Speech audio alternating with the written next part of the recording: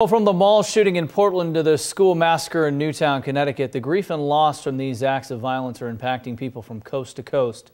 NBC5's Laura Kavanaugh joins us live in studio with more. Laura. Dan, 4 days after the Sandy Hook school shooting, families said goodbye to some of Friday's tiniest victims today. And with each funeral, people are struck with profound sadness, trying to make sense of the unimaginable. We turn to a local expert on how to process this grief. With each memorial, each funeral procession comes an overwhelming sorrow. Keep asking why, and there's no answer. A sorrow that is reverberating across the nation, even to Oregon and California. I was at the Y and I was watching the news, and I couldn't deal with it. It was just too hard for me because I have a daughter in school, and I just started imagining how would I feel. As executive director of Winter Spring, Julie Lockhart helps survivors who are experiencing the pain of loss to embrace life again. You try to find some words that you hope will be adequate, knowing that they'll be inadequate, and you see little coffins and your heart has to ache. But even Lockhart says the two deadly shootings and their casualties have been almost too much to bear. Because it's so tragic and it's so easy to lose hope.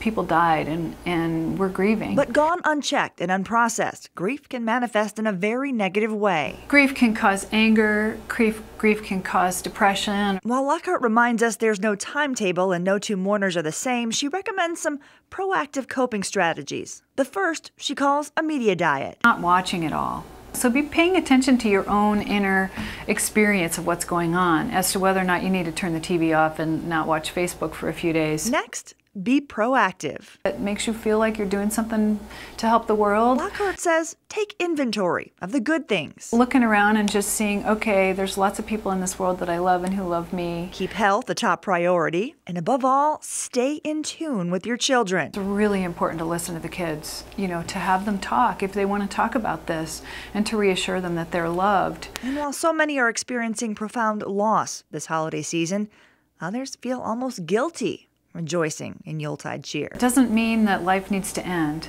just because we had this tragedy in our country. And I would really encourage people to feel joy when they feel it.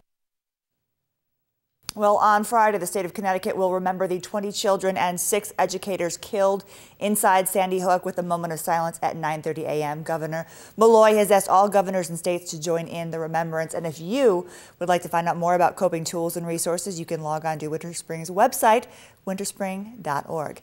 Live in the Medford studio, Laura Kavanaugh, NBC5 News.